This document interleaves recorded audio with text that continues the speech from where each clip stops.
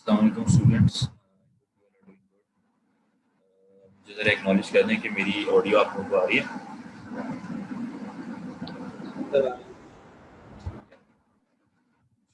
कहीं भी ऑडियो आप लोगों को अगर बीच में से ब्रेक हो तो आप लोग बता दीजिएगा। अच्छा, आप लोगों के एक वीक तो बीच में लैब्स का गैप आ गया क्योंकि आप लोगों के एग्ज़ाम्स थे, तो आई होप आप लोग के अच्छे होंगे एग्ज़ाम्स।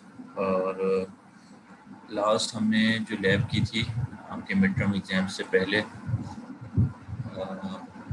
थी, जहाँ तक मुझे याद पड़ता है फ्लोटिंग पॉइंट वाली लैब थी आप लोग नहीं, असेंबली लैंग्वेज प्रोसीजर्स की लैब थी आई होप, लैब नंबर 8 कितने स्टूडेंट्स ने की हुई है ये लैब 8 बिल्कुल। अच्छा, लैब 8 मोस्टली हाँ स्टूडेंट्स ने की हुई है, सबमिट की हुई है, तो जाहिर है कर ली होगी। ठीक है, लैब 8 एक्सेप्ट, ठीक है।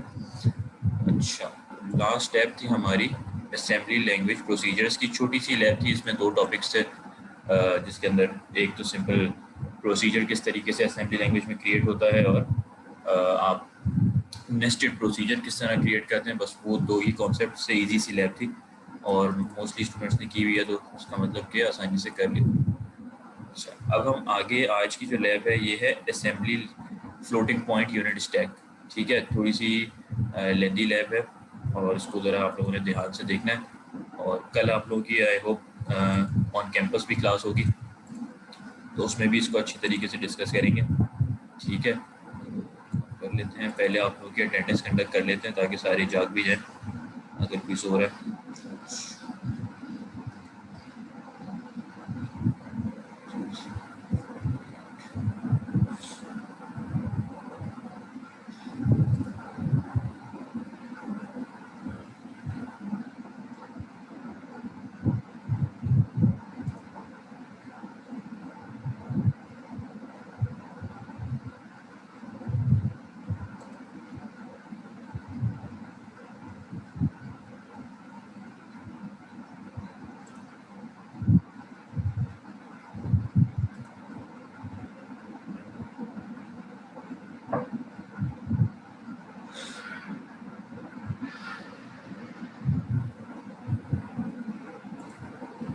अच्छा, जब हमने आज तक जितनी लैब्स की हैं इसके अंदर आप लोगों के ये क्वेश्चंस रहते थे स्टूडेंट्स को मोस्टली कि हम जो है सर डिफरेंट इंटीजर्स वैल्यू ले रहे हैं, हम स्ट्रिंग्स ले रहे हैं, लेकिन हम फ्लोटिंग पॉइंट वैल्यूज़ को जो है हम किस तरह यूज़ करेंगे। फ्लोटिंग पॉइंट वैल्यूज़ जो है वो किस तरीके से असेंबली लैंग्वेज में मैनिपुलेट होती हैं, जैसे कि वैल्यूज़ हैं 1.1, 2.2, 5.9। तो पॉइंटिंग वैल्यूज़ या फ्लोटिंग पॉइंट वैल्यूज़ हैं, वो हम किस तरीके से उनकी मैनिपुलेशन कर रहे होते हैं, उनको कहाँ स्टोर करते हैं, कहाँ नहीं करते, किस तरह उसके ऊपर अरिथमेटिक ऑपरेशन परफॉर्म करते हैं। तो वो तमाम आप लोग की क्वेश्चंस क्यूरीज आज इस लैब के अंदर सॉल्व हो जाएंगी, क्योंकि ये आपकी बेसिक लैब ही असेंबली फ्लोटिंग पॉइंट की है। ठीक है, तो इंटरेस्टिंग लैब है, आप लोगों ने इसमें ध्यान से इसको देखना है ताकि आप लोगों को समझ आ जाए, साथ साथ सॉल्व भी करते जाएं। अगर कोई भी क्वेश्चन हो, क्यूरी हो, तो पूछते भी जाएं। पहले हम अटेंडेंस ले लेते हैं। लैब नंबर 9 है आज।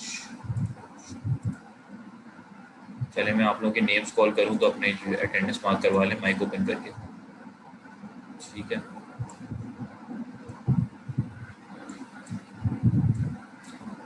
अच्छा जी, Arish Aslam,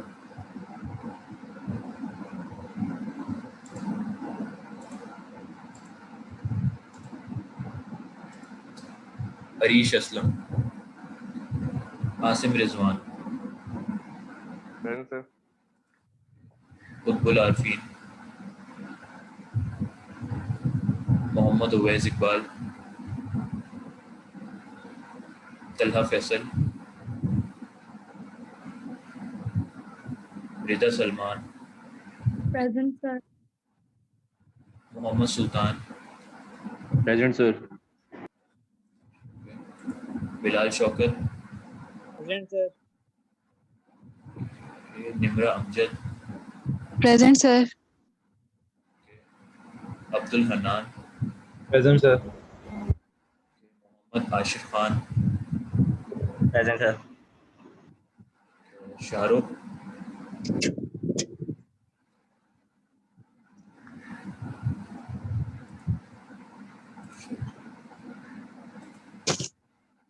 Mohammad Hadi Khan, Present, sir. Mohammad Nomer, Present, sir. Samir ul Haq, Present, sir. Ali Mohammad,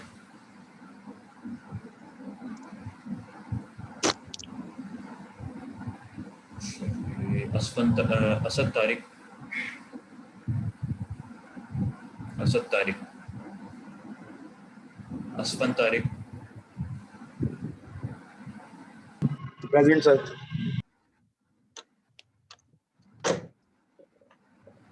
Mohammad Ehsan, Present, sir.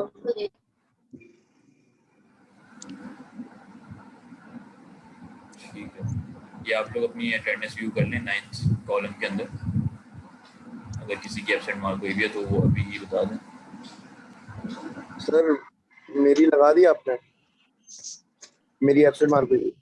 कौन बोल रहे हैं?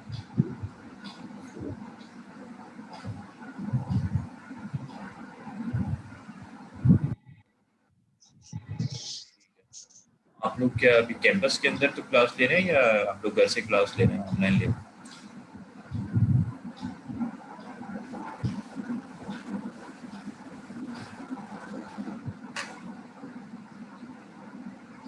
जी असफन, आप लोग की ऑनलाइन क्लास हो रही है या फिर आप लोग जो है वो ऑन कैंपस हैं, अभी यूनिवर्सिटी में से ले रहे हैं क्लास? सर ऑनलाइन है, घर से ले रहे हैं।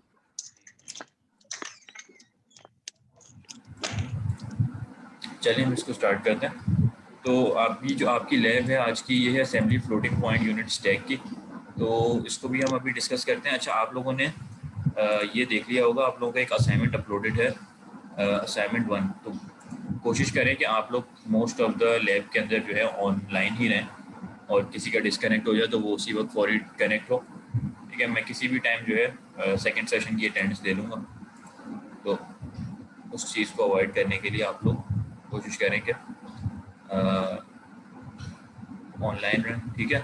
अच्छा, यहाँ पर असाइनमेंट 1 आप लोगों का अपलोडेड है, आप लोगों ने मोस्टली देख भी लिया होगा। यहाँ आपको नोट गिवन है कि आपने आपके 2 असाइनमेंट्स होते हैं फुल सेमेस्टर के अंदर, जिसमें से ये फर्स्ट असाइनमेंट है आपका। ठीक है, और ये 10 मार्क्स का है। तो इसी तरह 10 मार्क्स का आपका एक सेकेंड असाइनमेंट भी होगा इस असाइनमेंट के बाद।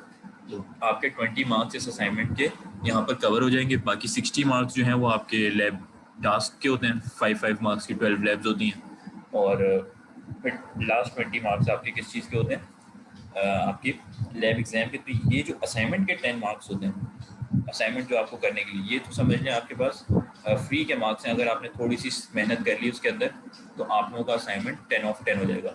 और अगर किसी की मुझे उसमें प्लेजरिज्म मिलती है, तो प्लेजरिज्म के ऊपर यूनिवर्सिटी की तरफ से स्ट्रिक्ट पॉलिसी है कि प्लेजरिज्म पे आपको अगर थोड़ी सी भी प्लेजरिज्म मिलती है तो आप उसको स्ट्रेट 0 बगैर किसी सवाल के दे सकते हैं। ठीक है, तो या तो आपके फुल मार्क्स भी आ सकते हैं, और चाहे और अगर आपकी प्लेजरिज्म मिलती है तो आपके स्ट्रेट 0 हो जाएंगे। तो कोशिश करें कि खुद से असाइनमेंट को सॉल्व करें, ताकि आगे जाके आपको भी उसमें हेल्प हो जाए।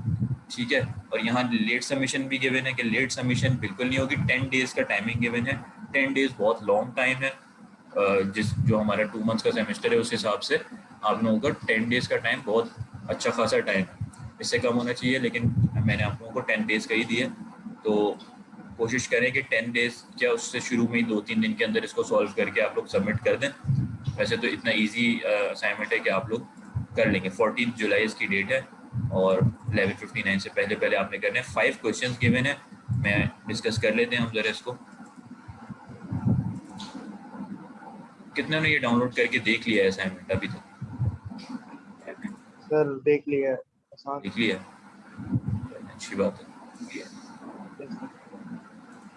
3 हो भी गए। 3 हो गए, वेरी गुड। अच्छी बात है, जितना जल्दी करेंगे और आपका, ताकि आगे दूसरे कोर्सेज के अंदर आपके पास टाइम मिल जाएगा। अच्छा,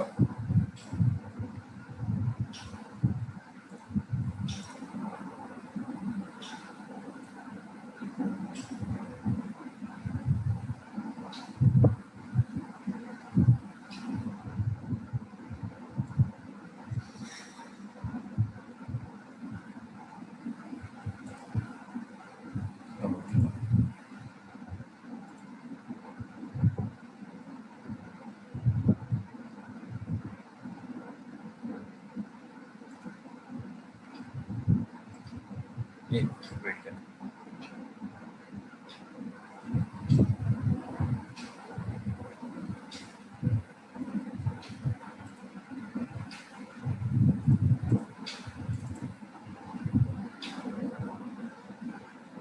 अच्छा, यहाँ देखें आपके पास 5 क्वेश्चंस गिवन है, ये 1 2 3 4 और 5, ठीक है। इजी क्वेश्चंस हैं जिस तरह की आपने लैब्स अभी तक सॉल्व की हैं, और हर लैब में से ही समझते हैं कुछ ना कुछ टॉपिक से रिलेटेड एक क्वेश्चन है। इजी क्वेश्चंस हैं। क्वेश्चन 1 जिसको अभी समझ नहीं आए असाइनमेंट के क्वेश्चंस, वो इसको ध्यान से देख लें, और जिन्होंने कर भी लिया वो भी देख लें, ताकि कहीं कोई चीज़ मिसिंग ना हो, ठीक है। आपको पता लग जाए कि टीचर की रिक्वायरमेंट क्या है, उसी हिसाब से आपने किया हुआ हो, तो आपको फुल मार्क्स मिलने में कोई मुश्किल नहीं होगी, ठीक है। तो क्वेश्चन 1 में आपको क्या कह रहा है, using only basic arithmetic instructions translate the given statement into assembly language code, ठीक है। बेसिक अरिथमेटिक इंस्ट्रक्शंस क्या होते हैं, ऐड सब्ट्रैक्ट मल्टीप्लाई डिवाइड, ठीक है। इनका इस्तेमाल आपने करते हुए असेंबली लैंग्वेज के अंदर ये वाली इक्वेशन को असेंबली लैंग्वेज में ट्रांसलेट करना है। मल्टीपल लाइन ऑफ कोड होगा, किसी में ऐड हो रहा होगा, किसी में subtract. Assume A B C are word variables, आपने इनको वर्ड लेना है, यानी कि इनकी डाटा टाइप क्या होगी, वर्ड, ठीक है। वर्ड लेना है, और यूज़र ऐसा प्रोग्राम लिखना है कि यूज़र इनको इन ए बी सी के अंदर कोई भी इनपुट करे, ठीक है, वो इनपुट जाके इन ए बी सी में सेव हो जाए एक ही दफ़ा, और उसके बाद उसमें ये अर्थमेटिक यानी कि b+2 minus C multiply by 2। अब यूज़र कुछ भी इनपुट दे दे, ये इक्वेशन सेम रहेगी, ठीक है। यानी कि जो भी b की वैल्यू है उसमें ऐड क्या हो जाए 2, और माइनस क्या हो जाए c मल्टीप्लाई बाई 2। तो ये किस तरह आप सॉल्व करेंगे, ये आप लोग अच्छी तरीके से जानते हैं। हार्ड कोड कर सकते हैं? हार्ड कोडेड वैल्यूज ना दें, आप यूज़र से इनपुट ले लें, ठीक है। बी और सी इसमें दो ही वेरिएबल्स हैं, दो आप यूज़र से इनपुट ले लें, और ए के अंदर इन तमाम का आंसर स्टोर करके ए को जो है फिर आप आउटपुट स्क्रीन पे शो करवा दें कि क्या आंसर आ रहे हैं। मल्टीपल यूज़र तो कोई भी इनपुट दे सकता है, तो हर इनपुट के ऊपर डिफरेंट आंसर आएगा ए का, ठीक है। हर दफ़ा रन करने पर डिफरेंट आंसर आएगा, इक्वेशन सेम रहेगी। ये क्वेश्चन नंबर 1 हो गया। क्वेश्चन 2 आपको क्या कह रहा है, write a program that displays the smallest and largest of 5 variables. I think ये आपका पहले भी किसी एक लैब में ये क्वेश्चन आ चुका है इससे सिमिलर, ठीक है। सेम तो आई थिंक नहीं होगा, सिमिलर इससे कोई एक क्वेश्चन आ चुका है। अच्छा, अब यहाँ क्या कहा है, द 5 वेरिएबल्स आर, आपने 5 वेरिएबल्स लेने हैं, number 1, number 2, number 3, 4 and number 5 के नेम्स, ठीक है। And are taken from the user input, ये तमाम के अंदर आपने यूज़र इनपुट की वैल्यूज़ लेनी है, ठीक है, 5 के 5 वेरिएबल्स में, और उन तमाम में से आपने ऐसा प्रोग्राम लिखना है, वो आप कंडीशनल लूप लगाएं, कंडीशनल स्टेटमेंट्स लगाएं, वाइल लूप लगाएं, जिससे आप चेक कर सकें कि तमाम में से लार्जेस्ट कौन सा है और स्मॉलेस्ट कौन सा है। एक को स्मॉलेस्ट नाम के वेरिएबल के अंदर आप सेव कर दें जो स्मॉलेस्ट हो, एक को लार्जेस्ट में, और बाकी आप हेडिंग के साथ कि ये स्मॉलेस्ट है इन तमाम में से यूज़र इनपुट्स में से, और ये लार्जेस्ट है, ये आपने शो करवाना है। तो इजी प्रोग्राम है, इतना मुश्किल नहीं है, ठीक है, आसानी से ये हो जाएगा। कुछ इसमें कंडीशंस लगेंगी, कुछ लेबल्स लगेंगे, और ये काम हो जाएगा। सिर्फ चेक करना है कि ये इससे स्मॉलेस्ट है या लार्जेस्ट है, ये स्मॉलेस्ट है, लार्जेस्ट है, स्मॉलेस्ट है, ठीक है। तो जो इन पांचों में से सबसे छोटा नंबर है एक, वो आपने स्मॉलेस्ट करना है, और पांचों में से सबसे जो लार्जेस्ट है वो आपने प्रिंट कराना है, ठीक है।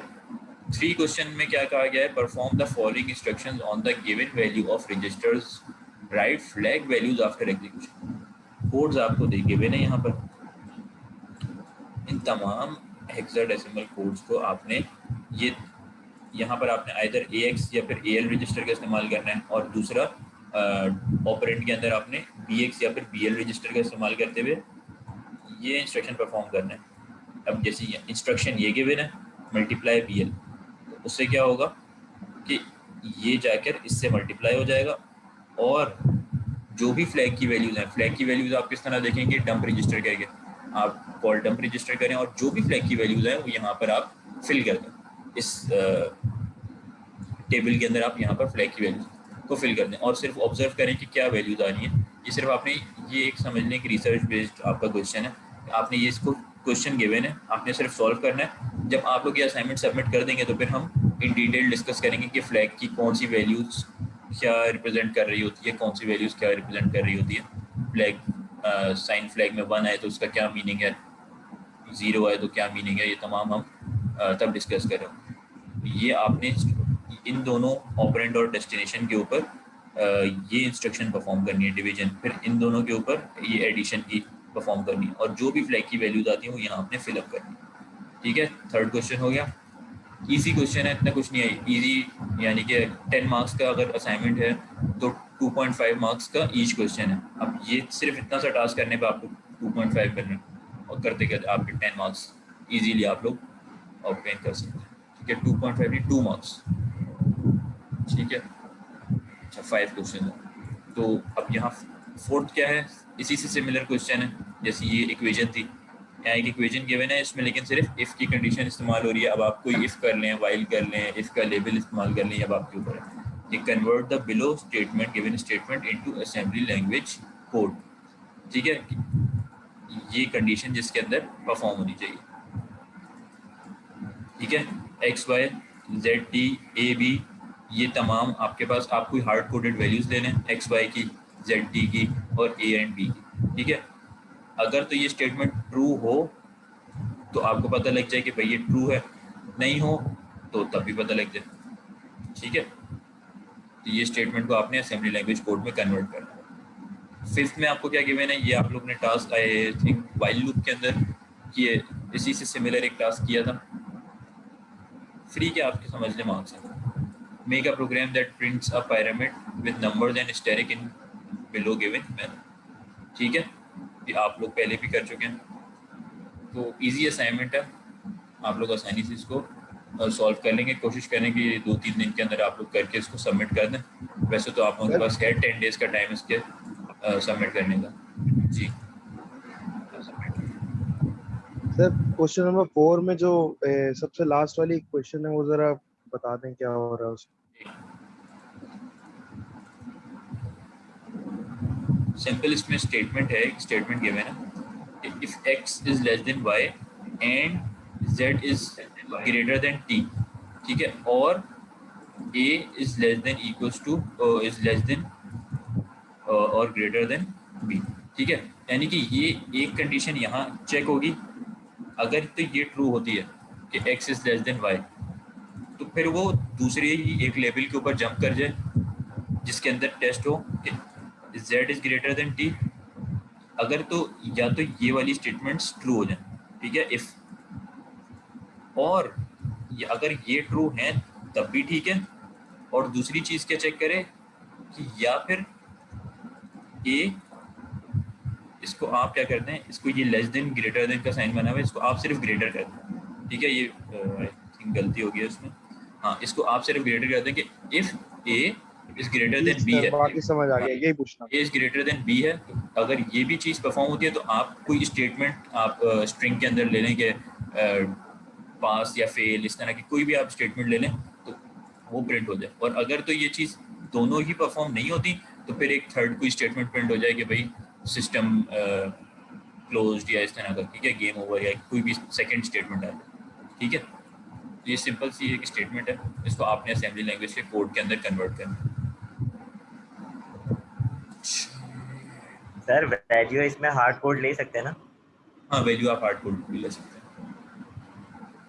ठीक है, अच्छा अभी आ जाते हैं assembly floating point unit stack के ऊपर।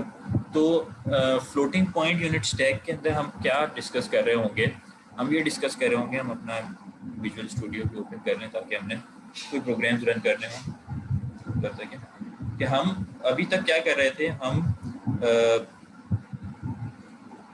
यहाँ पर 2-3 चीज़ें डिस्कस हो रही होंगी। एक तो फ्लोटिंग पॉइंट वैल्यूज़ को हम कहाँ पर स्टोर कर रहे होते हैं, कौन से रजिस्टर्स का इस्तेमाल कर रहे होते हैं फ्लोटिंग पॉइंट वैल्यूज़ को स्टोर करने के ऊपर, और स्टैक की मैनिपुलेशन भी हो रही होगी। स्टैक हमने कौन सी लैब के अंदर डिस्कस किया था, लैब नंबर 7 के अंदर, ऐसे ही, हाँ, लैब नंबर 7 के अंदर स्टैक मेमोरी हमने पढ़ी थी। स्टैक के अंदर क्या हो रहा था भाई, आपने कोई वैल्यू स्टोर करनी है तो पुश करते हैं, कोई वैल्यू आपने डिलीट करनी है या आउटपुट में निकालनी है अपने स्टैक में से, तो आप क्या करते हैं, पॉप का इंस्ट्रक्शन परफॉर्म करते हैं, बिल्कुल ऐसे ही। तो और स्टैक हमारा किस लॉजिक के ऊपर काम करता है, फीफो के ऊपर या लीफो के ऊपर, लास्ट इन फर्स्ट आउट पे या फर्स्ट इन फर्स्ट आउट पे?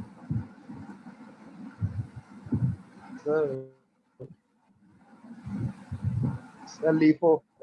बिल्कुल सही, लास्ट इन फर्स्ट ऑर्डर, यानी जो वैल्यू आपकी लास्ट में इंसर्ट हुई होगी,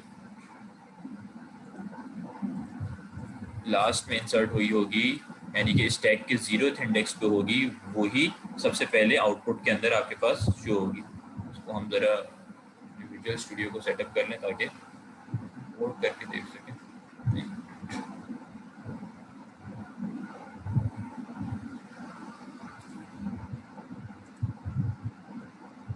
ठीक है, तो यही फ्लोटिंग पॉइंट से रिलेटेड हम डिस्कस कर रहे होंगे और स्टैक की मैनिपुलेशन इस लैब के अंदर परफॉर्म हो रही होगी।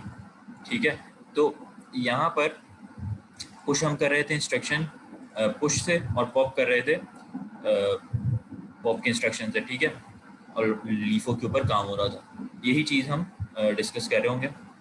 यहाँ पर आ जाते हैं हम assembly floating point unit stack के ऊपर। तो अब यहाँ पर क्या है, अगर तो हमारे पास इस तरीके का एक प्रोग्राम है, मैं यहाँ पर ले लेता हूँ, सपोज हमारे पास एक, आप लोगों को यहाँ पर ये कोड विजिबल है ना, मैंने ले लिया वैल्यू 1 के नाम से एक मैंने वेरिएबल ले लिया, डी वर्ड टाइप का है वो, और उसमें वैल्यू दे दी 1.1। ठीक है, तो क्या ये स्टैक के अंदर मूव, ये स्टैक कह रहा हूँ, क्या ये टास्क परफॉर्म हो जाएगा, यानी कि ये 1.1 जाके वैल्यू 1 के अंदर स्टोर हो जाएगी? इसको चेक करके देख लेते हैं। हम क्या करेंगे भाई, इसको मूव EAX कॉमा वैल्यू 1 और कॉल राइट। ठीक है सर इंट तो नहीं होगा फिर?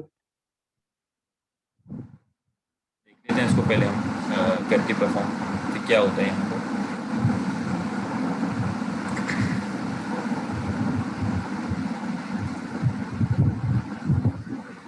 कोई वैल्यू नहीं। यहाँ ये कह रहा है कि मेन, हमने मेन नहीं बनाया, मेन प्रोसीजर। ठीक है, रन तो हो जाएगा ये सर कोई वैल्यू नहीं। विदाउट एनी एरर, लेकिन इसके अंदर क्या आएगा ये अभी हम देखते हैं।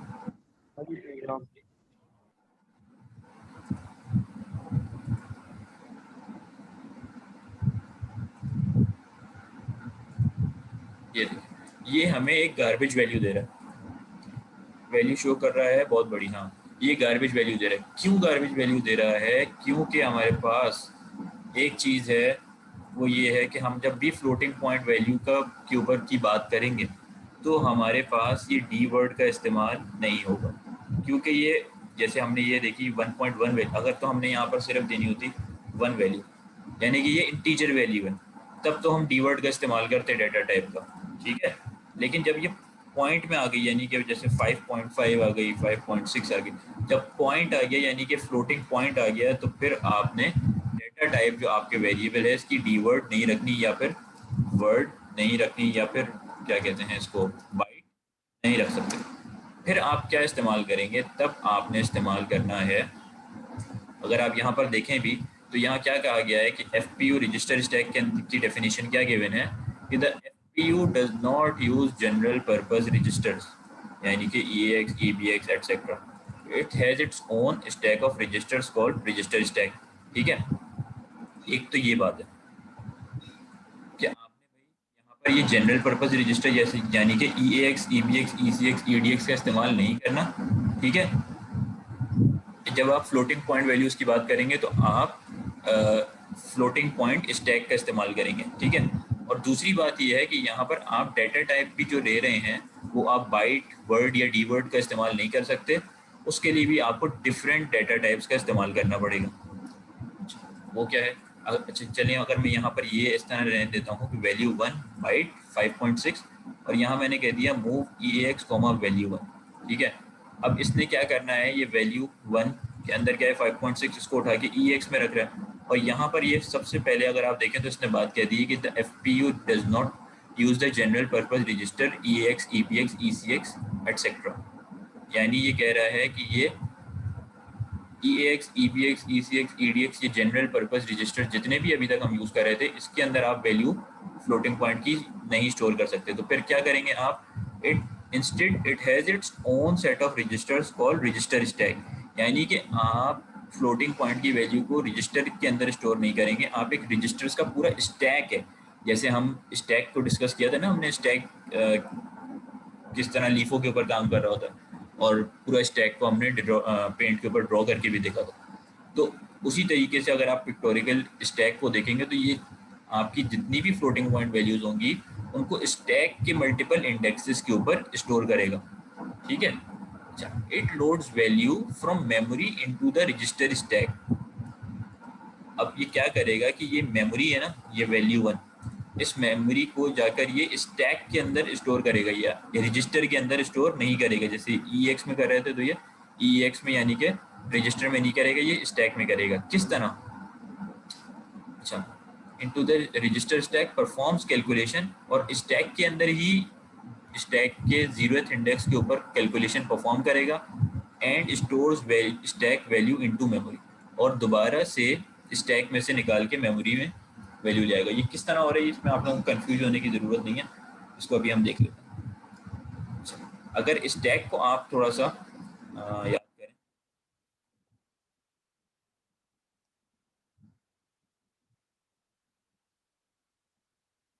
स्टैक क्या था भाई, ये स्टैक था, ठीक है। अगर हम इसको स्टैक कर देते हैं और यहाँ कह देते हैं ये इंडेक्सेस होते हैं ना, जैसे एरे में इंडेक्सेस होते हैं वैसे ही स्टैक में भी इंडेक्सेस थे, ठीक है। और यहाँ मैंने कह दिया कि ये है भाई,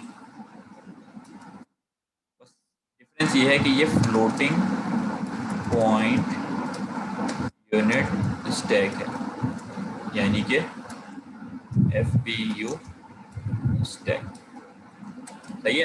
तो सिर्फ आपने ये इसके अंदर ये डिफरेंस है। अभी इसके अंदर और सादे स्टैक में क्या डिफरेंसेस हैं ये अभी आप लोगों को पता लग जाएंगे। जैसे आपके सिंपल स्टैक में या फिर एरे के अंदर इंडेक्सेस होते हैं, वैसे ही यहाँ पर भी इंडेक्सेस ही होते हैं, यानी कि स्टैक का ST। चल मीटिंग आप लोग की एंड हो जाए तो इसको रिज्वाइन कर लें। स्टैक 0, ये 0th इंडेक्स हो गया, ये ST1 यानी कि स्टैक का फर्स्ट इंडेक्स हो गया, ये ST2 और इस तरीके से सो ऑन, ठीक है। ये आपके मल्टीपल इंडेक्सेस चलते जाएंगे स्टैक के अंदर। जो भी वैल्यू आएगी वो EAX रजिस्टर में स्टोर होने की बजाय स्टैक के 0 इंडेक्स के ऊपर स्टोर होगी, ठीक है। किस तरह होगी, किस तरह हम उसको